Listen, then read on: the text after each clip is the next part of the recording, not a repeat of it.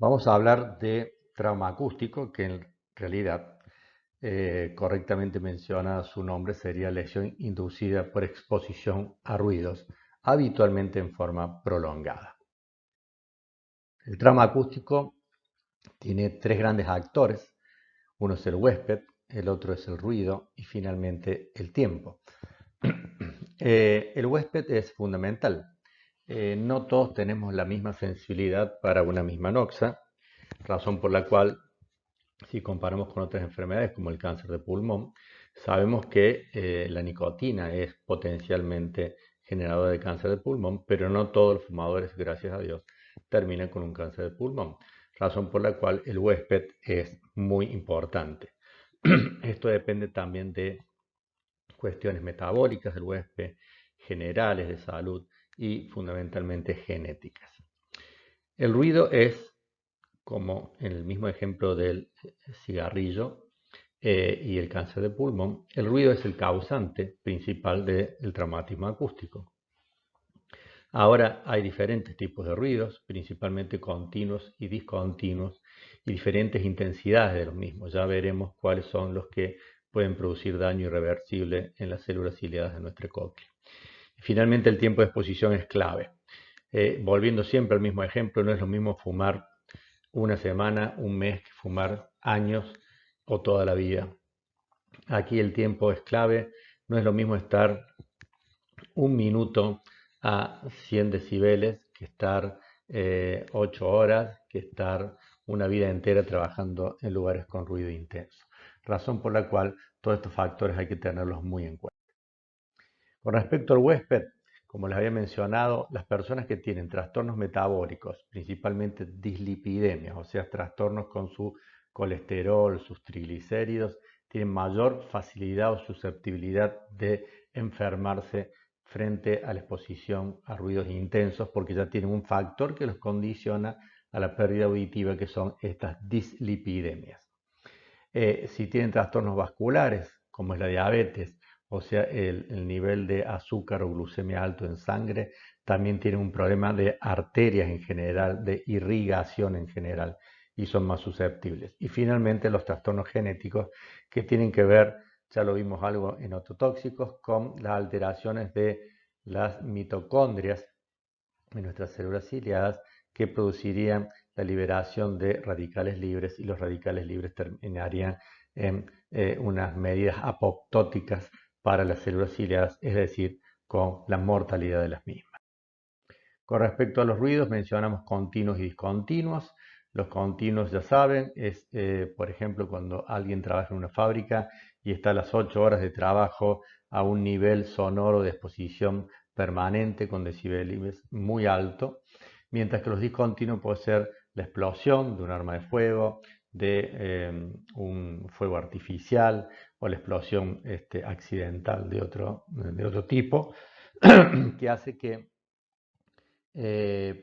estas explosiones, estas compresiones bruscas del aire, que no es más que eso el sonido, impacten nuestra membrana del tímpano, hagan vibrar de forma inusual a la cadena, y ese hundimiento por parte de la platina del estribo en última instancia en el oído interno genere movimientos muy bruscos dentro de nuestro oído y dañen, entre otras cosas, la membrana basilar y posteriormente las células ciliadas que están por encima.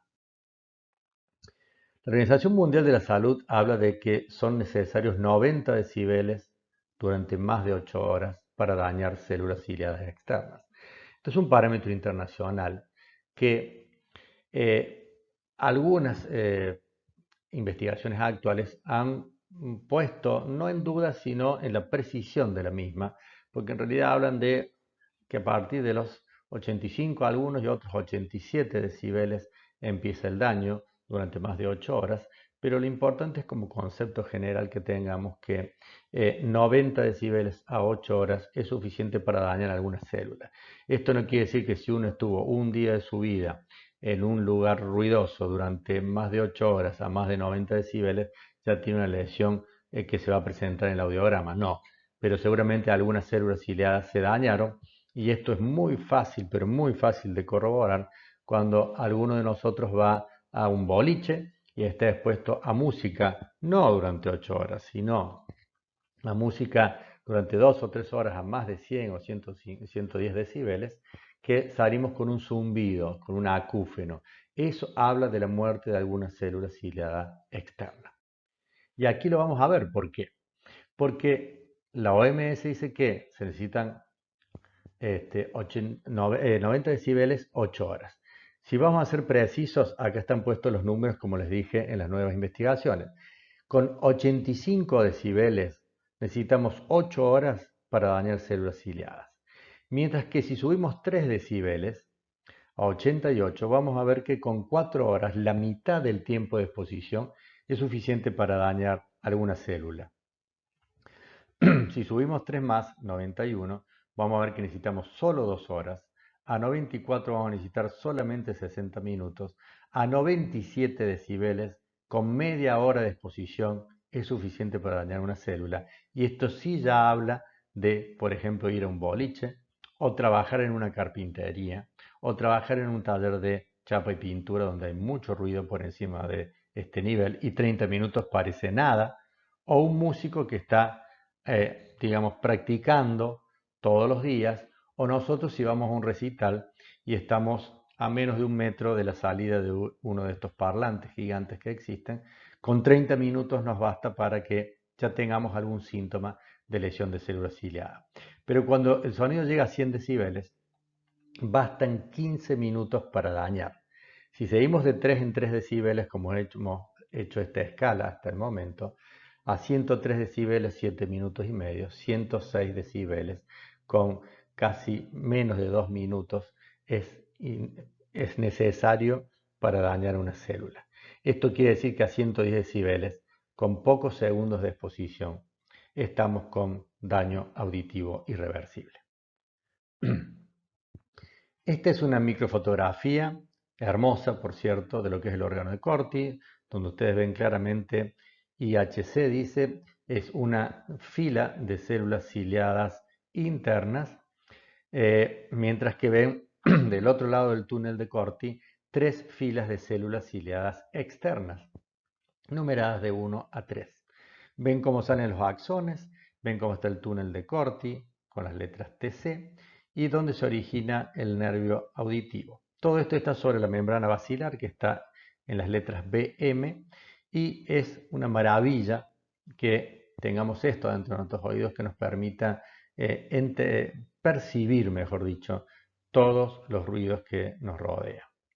Pero ¿qué pasa cuando esos ruidos que nos rodean son, como les mencioné, demasiado altos durante mucho tiempo?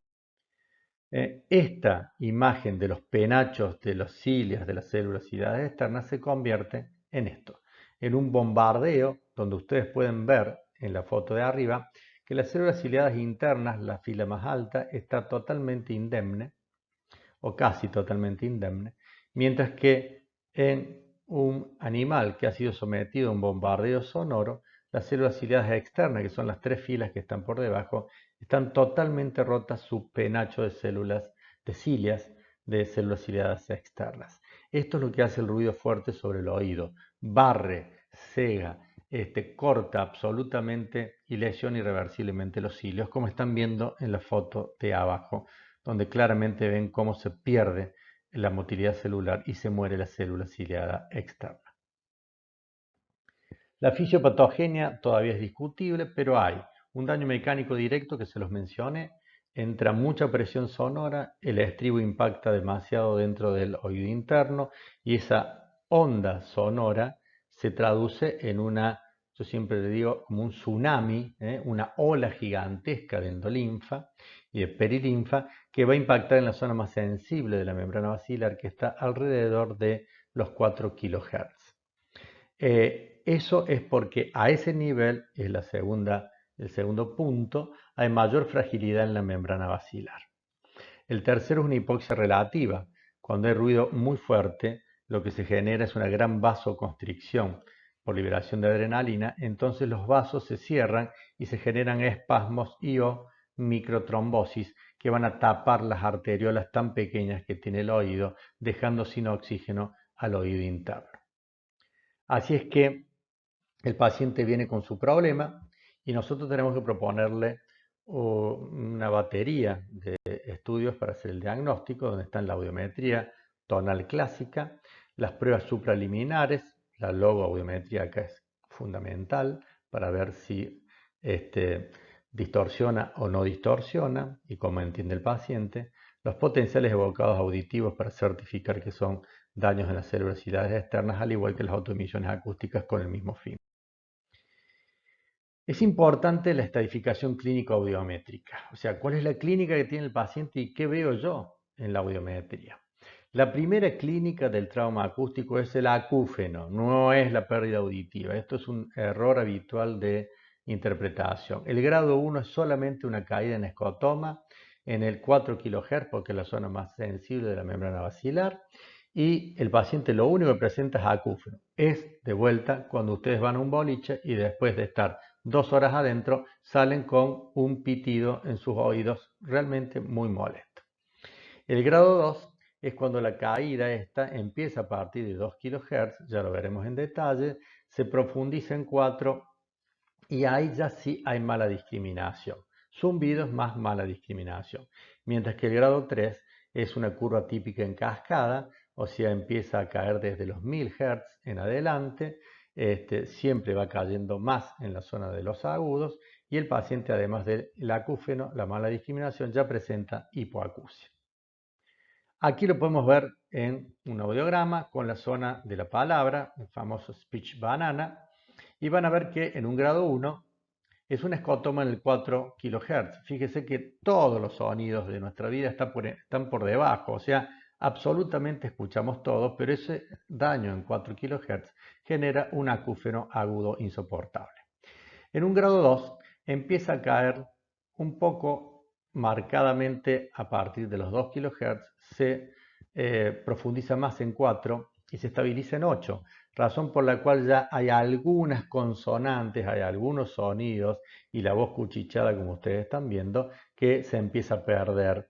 Entonces, el paciente, si bien en una conversación mano a mano, lo ven en el centro de la pantalla, puede desenvolverse bien porque está por debajo de la pérdida auditiva, está en el campo audible del paciente, ya la voz cuchicheada la pierde los agudos, pierde el trino de un pájaro, pierde el murmullo de las hojas, etcétera, etcétera. Finalmente, en las caídas en cascada de diferentes grados, acá está solamente un ejemplo, empiezan ya a perder todas las consonantes o la mayoría de ellas, ya la conversación se hace mal, entonces aparece no solo la mala discriminación, sino también la hipoacusia bien marcada. Razón por la cual estas tres categorías no son estancas, no son estrictamente así, no se puede discutir desde el punto de vista teórico si levantó un poquito en 8 es grado 1 o grado 2, es una discusión inútil. Lo importante es que sepan que avanza de acuerdo a esta clínica que es la clave. Primero acúfeno, segundo mala discriminación y tercero y último una hipoacusia de diferentes grados hasta profunda total que requerirá de nuestros mayores esfuerzos. El trauma acústico, como primera medida, tenemos que hacer prevención. Y la prevención se logra hablando con el paciente y explicándole esto que estamos hablando a continuación. Hay dos grandes formas de prevenir, que son los protectores. Los protectores pueden ser de inserción o pueden ser de copa. Eso significa prevención. Fíjense, esta es una foto tomada en la calle, en la ciudad de Madrid, una campaña que se hizo hace muchísimos años muy fuerte para prevenir el daño auditivo. Pero fíjense lo significativo. El ruido fuerte no solo trastorna las células ciliadas externas del oído, sino que lo que más trastorna es la calidad de vida, entre ellos el sueño. Por eso este chupete está puesto en el oído. El sueño se trastorna marcadamente, la arquitectura del sueño, el ritmo del mismo, el humor cambia totalmente, el nivel de distracción, de irritabilidad, se genera habitualmente taquicardia y arritmia, subida de la tensión arterial, o sea, el ruido es dañino para todo el ser humano, pero empieza siempre por el oído. Les hablé de los protectores, ahí tienen a la izquierda los de copa y a la derecha los de inserción de diferentes formas, materiales, etcétera, etcétera. Como concepto general siempre piensen que un insertor un protector de inserción genera una quita, una disminución de aproximadamente 20 hasta 25 decibeles, mientras que un protector de copa es mejor todavía y genera una disminución del ruido ambiental entre 30 y 35 decibeles. Razón por la cual siempre, si el ruido es muy intenso, el protector de copa es mejor, mientras que si el ruido es manejable con los otros, se puede usar un protector de inserción. La pregunta que nos hacemos siempre, ¿se pueden usar simultáneamente? Sí, se pueden usar simultáneamente, pero no suman en forma directa, no es 25 más 35, no. En general, la mayor protección que pueden darnos juntos está alrededor de 40-45 decibeles como mucho. Razón por la cual si ustedes van a la pista o ven quienes trabajan en la pista de un aeropuerto, donde una turbina a un metro está entre 120 y 130 decibeles de potencia, van a ver que tienen los dos sistemas de protección para lograr bajar por debajo de 90 decibeles, entonces hacer tolerable y no dañar al señor que está trabajando en la pista. Con respecto al tratamiento, no hay mucho más que la prevención. Se han probado con antioxidantes y con drogas nuevas como la L-acetilcarnitina o los aspartamos, pero en realidad sobre el daño celular no tenemos mucho por el momento, razón por la cual si no logramos prevenir, lo único que nos queda después es equipar, con la salvedad que equipar un paciente que sufre de un trauma acústico habitualmente es muy difícil porque el paciente entre su acúfeno, su mala discriminación y el rechazo que tiene por el ruido intenso, muchas veces equipar con un audífono a este paciente resulta claramente un problema y un desafío total. Razón por la cual el mensaje es, por favor, ante un trauma acústico, tomemos conciencia y prevengamos. Muchas gracias.